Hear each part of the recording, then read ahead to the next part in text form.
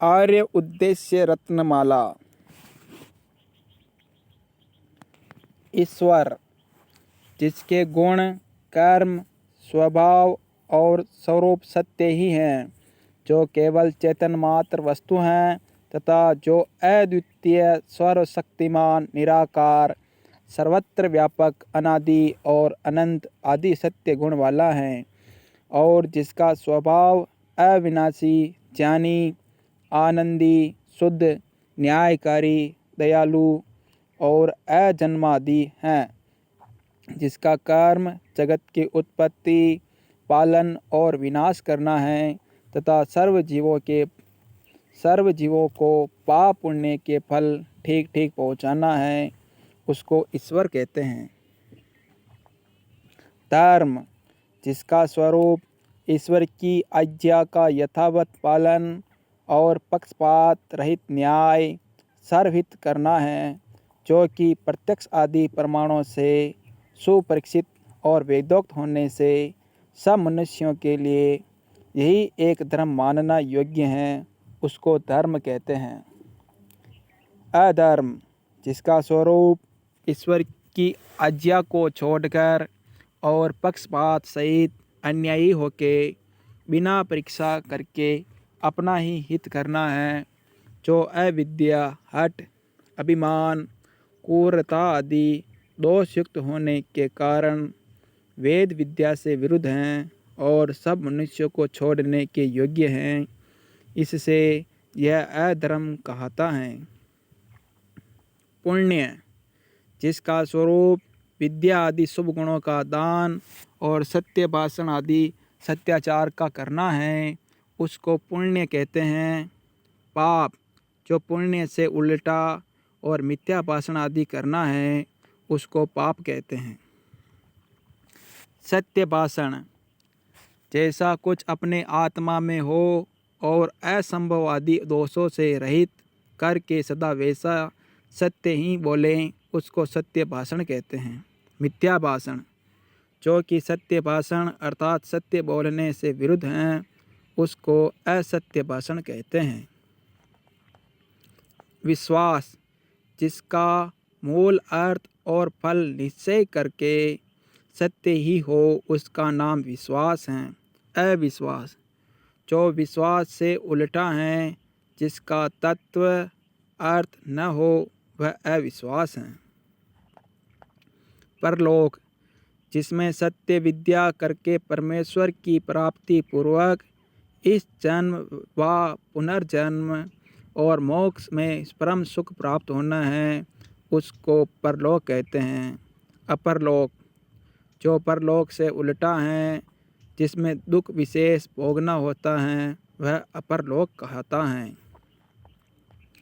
जन्म, जिसमें किसी शरीर के साथ संयुक्त होके जीव कर्म करने में समर्थ होता है, उसको जन्म कहते हैं।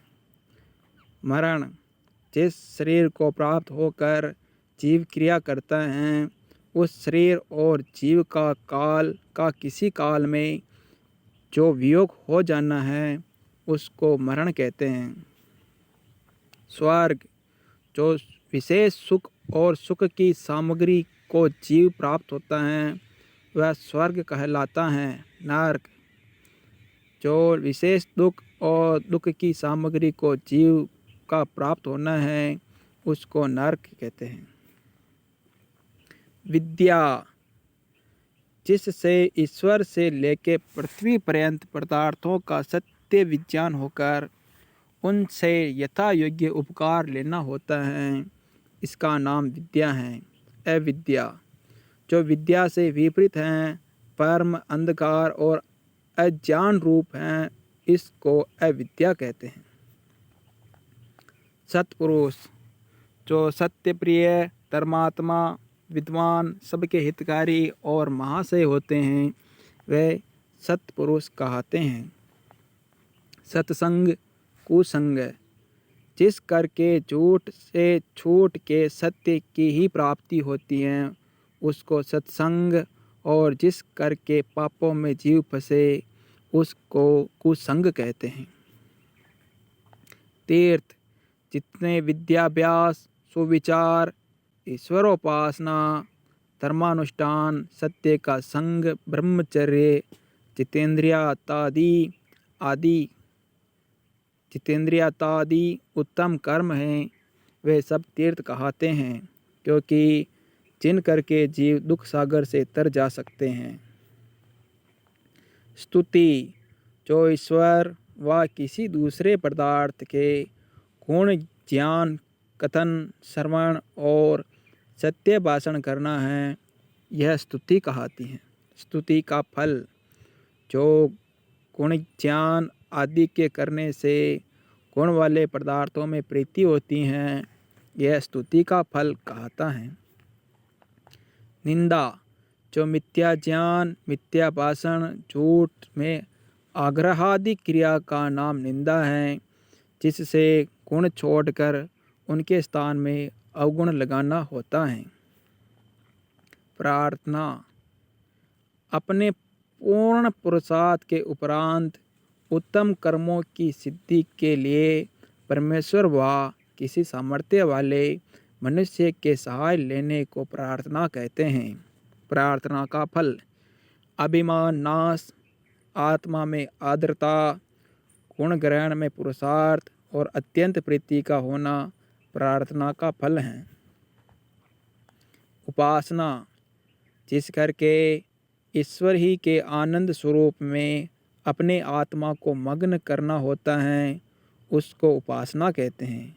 निर्गुणोपासना, शब्द, स्पर्श, रूप, रस, गंध, संयोग, वियोग, हल्का, भारी, अविद्या, जन्म, मरण और दुख आदि गुणों से रहित परमात्मा को जानकर जो उसकी उपासना करनी है, उसको निर्गुणोपासना कहते हैं। सगुणोपासना, जिसको सर्वज्ञ, सर्वशक्तिमान, शुद्ध, नित्य, आनंद, सर्वव्यापक, एक सनातन, सर्वकर्ता, सर्वाधार, सर्वस्वामी, सर्वनियंता, सर्वांतर्यामी, मंगलमय, सर्वानंदप्रद, सर्वपिता, सब जगत का रचने वाला, न्यायकारी, दयालु आदि सत्य गुणों से युक्त जान के जो ईश्वर की उपासना करनी है, सो सगुणोपासना कहती है। मुक्ति, जिससे सब बुरे कर्मों, जिससे मुक्ति अर्थात जिससे सब बुरे कामों और जन्म मरणादि दुख सागर से छूटकर सुख स्वरूप परमेश्वर को प्राप्त होके सुख ही में रहना मुक्ति कहती हैं। मुक्ति के साधन अर्थात जो पूर्वोक्त ईश्वर की कृपा, स्तुति, प्रार्थना और उपासना का करना तथा धर्म का आचरण, पुण्य का करना, सत्संग, विश्वास, तीर्थ सेवन, सत्पुरुषों का संग, परोपकार आदि सब अच्छे कामों का करना और सब दुष्ट कर्मों से अलग रहना है, ये सब मुक्ति के साधन कहते हैं। कर्ता, जो स्वतंत्रता से कर्मों का करने वाला है अर्थात जिसके स्वाधीन सब साधन होते हैं, वह कर्ता कहता है। कारण, जिसको ग्रहण करके ही करने वाला किसी कार्य चीज को बना सकता है अर्थात जिसके बिना कोई चीज़ बन ही नहीं सकती, वह कारण कहता है। सो 3 प्रकार का है। उपादान कारण, जिसको ग्रहण करके ही उत्पन्न होवे व कुछ बनाया जाए, जैसा कि मिट्टी से घड़ा बनता है, उसको उपादान कारण कहते हैं। निमित्त कारण, जो बनाने वाला है, जैसा कि कुंभार घड़े को बनाता है, इस प्रकार के पदार्थों को निमित्त कारण कहते हैं।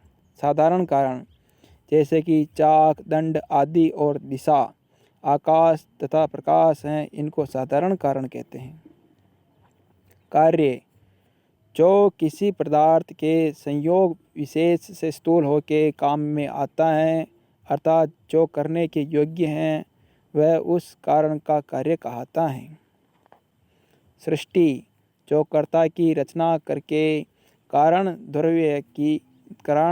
द्रव्य किसी संयोग विशेष से अनेक प्रकार कार्य रूप होकर वर्तमान में व्यवहार करने के योग्य होती हैं, वह सृष्टि कहलाती हैं। जाति जो जन्म से लेकर मरण पर्यंत बनी रहे, जो अनेक व्यक्तियों में एक रूप से प्राप्त हो, जो ईश्वरकृत अर्थात मनुष्य, गाय, अश्व और वृक्ष आदि समूह हैं, वे जाति शब्दार्थ से लिए जाते हैं। मनुष्य अर्थात जो विचार के बिना किसी काम को न करे, उसका नाम मनुष्य है। आर्य जो श्रेष्ठ स्वभाव, धर्मात्मा, परोपकारी, सत्य विद्यादि गुणयुक्त और आर्यावर्त देश में सब दिन से रहने वाले हैं, उनको आर्य कहते हैं। आर्यावर्त देश हिमालय, विंध्याचल, सिंधु नदी और ब्रह्मपुत्रा नदी, इन चारों के बीच में और जहाँ तक उनका विस्तार है, उनके मध्य में जो देश है, उनका नाम आर्यावर्त है। दस्यु अनार्य अर्थात जो अनाड़ी आर्यों के स्वभाव और निवास से पृथक डाकू, चोर, हिंसक की जो दुष्ट मनुष्य हैं, वह दस्यु कहता है।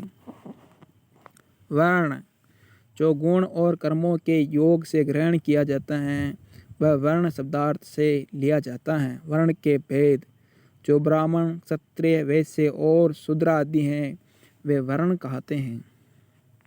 आश्रम जिनमें अत्यंत परिश्रम करके उत्तम गुणों का ग्रहण और श्रेष्ठ काम किए जाए, उनको आश्रम कहते हैं।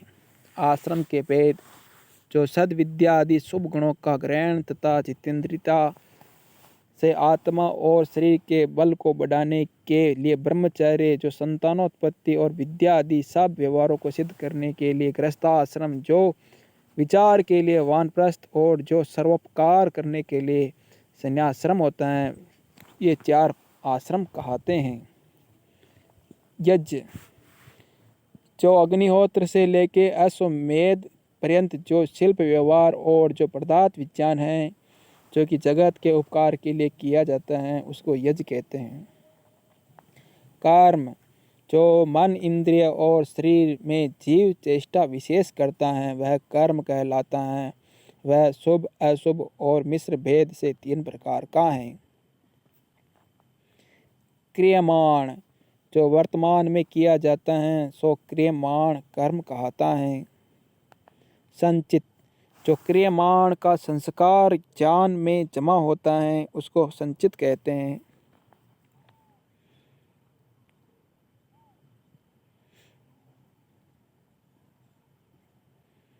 प्रारब्ध जो पूर्व किए हुए कर्मों के सुख दुख रूप फल का भोग किया जाता है, उसको प्रारब्ध कहते हैं। अनादि पदार्थ जो ईश्वर, जीव और सब जगत का कारण है, ये 3 स्वरूप से अनादि हैं। प्रवास से अनादि पदार्थ जो कार्य जगत, जीव के कर्म और जो इनका संयोग वियोग है, वे 3 परंपरा से अनादि हैं। अनादि का स्वरूप जो न कभी उत्पन्न हुआ हो, जिसका कारण कोई भी न होवे, अर्थात जो सदा से स्वयं सिद्ध होके सदा वर्तमान रहे, वह अनादि कहलाता है। पुरुषार्थ अर्थात सर्वथा आलस्य छोड़ के उत्तम व्यवहारों की सिद्धि के लिए मन, वाणी और धन से जो अत्यंत उद्योग करना है, उसको पुरुषार्थ कहते हैं। पुरुषार्थ के भेद जो अप्राप्त वस्तु की इच्छा करने, प्राप्त को अच्छी प्रकार रक्षण करना, रक्षित को बढ़ाना और बढ़े हुए पदार्थों का सत्य विद्या की उन्नति में तथा सबके हित में खर्च करना है। इन 4 प्रकार के कर्मों को पुरुषार्थ कहते हैं। परोपकार अर्थात अपने सब सामर्थ्य से दूसरे प्राणियों के सुख होने के लिए जो तन, मन, धन से प्रयत्न करना है, वह परोपकार कहता है। शिष्टाचार जिसमें शुभ गुणों का ग्रहण और अशुभ गुणों का त्याग किया जाता है, वह शिष्टाचार कहता है। सदाचार जो सृष्टि से लेकर आज पर्यंत सत्पुरुषों का वेदोक्त आचार चला आया है, कि जिसमें सत्य का ही आचरण और असत्य का परित्याग किया है, उसको सदाचार कहते हैं। विद्या पुस्तक जो ईश्वरोक्त सनातन सत्य विद्या में 4 वेद हैं, उनको विद्या पुस्तक कहते हैं। आचार्य, जो श्रेष्ठ आचार को ग्रहण करा के सब विद्याओं को पढ़ा देवे, उसको आचार्य कहते हैं। गुरु, जो वीर्यदान से लेके भोजन आदि करा के पालन करता है, इससे पिता को गुरु कहते हैं। और जो अपने सत्योपदेश से हृदय के अज्ञान रूपी अंधकार मिटा देवे, उसको भी गुरु अर्थात आचार्य कहते हैं। अतिथि, जिसकी आने और जाने में कोई भी निश्चित तिथि न हो तथा जो विद्वान होकर सर्वत्र भ्रमण करके प्रश्नोत्तरों के उपदेश से सब जीवों का उपकार करता है, उसको अतिथि कहते हैं। पंचायतन पूजा, जीते माता पिता आचार्य अतिथि और परमेश्वर को जो यथा योग्य सत्कार करके प्रसन्न करना है, उसको पंचायतन पूजा कहते हैं। पूजा, जो ज्ञान आदि गुण वाले का यथा योग्य सत्कार करना है, उसको पूजा कहते हैं। अपूजा, जो ज्ञान आदि रहित जड़ पदार्थ और जो सत्कार की योग्य नहीं है, उसका जो सत्कार करना है वह अपूजा कहती है। जड़, जो वस्तु ज्ञान आदि गुणों से रहित हैं, उसको जड़ कहते हैं। चेतन, जो पदार्थ ज्ञान आदि गुणों से युक्त हैं, उसको चेतन कहते हैं। भावना, जो जैसी चीज हो उसमें विचार से वैसा ही निश्चय करना कि जिसका विषय भ्रम रहित हो, अर्थात जैसे को तैसा ही समझ लेना, उसको भावना कहते हैं। अभावना, जो भावना से उल्टी हो, अर्थात जो मिथ्या ज्ञान से अन्य में अन्य निश्चय मान लेना है, जैसे जड़ में चेतन और चेतन में जड़ का निश्चय कर लेते हैं, उसको अभावना कहते हैं। पंडित, जो सत्य असत को विवेक से जानने वाला धर्मात्मा सत्यवादी सत्यप्रिय विद्वान और सबका हितकारी हैं, उसको पंडित कहते हैं। मूर्ख, जो अज्ञान हट दुराग्रहादि दोष सहित हैं, उसको मूर्ख कहते हैं। ज्येष्ठ कनिष्ठ व्यवहार, जो बड़े और छोटों से यथा योग्य परस्पर मान्य करना है, उसको ज्येष्ठ कनिष्ठ व्यवहार कहते हैं। सर्वहित, जो तन मन और धन से सबके सुख बढ़ाने में उद्योग करना है, उसको सर्वहित कहते हैं। चोरी त्याग, जो स्वामी की आज्ञा के बिना किसी के पदार्थ का ग्रहण करना है, वह चोरी और उसका छोड़ना चोरी त्याग कहलाता है। व्यभिचार त्याग, जो अपनी स्त्री के बिना दूसरी स्त्री के साथ गमन करना और अपनी स्त्री को भी ऋतुकाल के बिना वीर्यदान देना तथा अपनी स्त्री के साथ भी वीर्य का अत्यंत नाश करना और युवावस्था के बिना विवाह करना है, यह सब व्यभिचार कहलाता है। उसको छोड़ देने का नाम व्यभिचार त्याग है। जीव का स्वरूप, जो चेतन अल्पज्य इच्छा द्वेष प्रयत्न सुख दुख और ज्ञान गुण वाला तथा नित्य है, वह जीव कहलाता है। स्वभाव, जिस वस्तु का जो स्वाभाविक गुण है, जैसे कि अग्नि में रूप और दाह, अर्थात जब तक वह वस्तु रहे तब तक उसका वह गुण भी नहीं छूटता, इसलिए इसको स्वभाव कहते हैं। प्रलय, जो कार्य जगत का कारण रूप होना, अर्थात जगत का करने वाला ईश्वर जिन जिन कारणों से सृष्टि बनाता है कि अनेक कार्यों को रच के यथावत पालन करके पुनः कारण रूप करके रखता है, उसका नाम प्रलय है।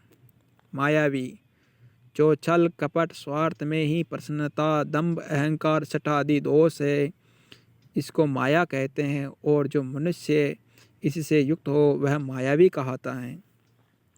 आप, जो छलादि दोष रहित धर्मात्मा विद्वान सत्योपदेष्टा सब प्रकार कृपा दृष्टि से वर्तमान होकर अविद्या अंधकार का नाश करके अज्ञानी लोगों के आत्माओं में विद्या रूप सूर्य का प्रकाश सदा करे, उसको आप्त कहते हैं। परीक्षा, जो प्रत्यक्ष आदि 8 प्रमाण वेद विद्या आत्मा की शुद्धि और सृष्टि क्रम से अनुकूल विचार के सत्य को ठीक ठीक निश्चय करना है, उसको परीक्षा कहते हैं। 8 प्रमाण प्रत्यक्ष, अनुमान, उपमान, शब्द, ऐतिह्य, अर्थापत्ति, संभव और अभाव, ये 8 प्रमाण हैं।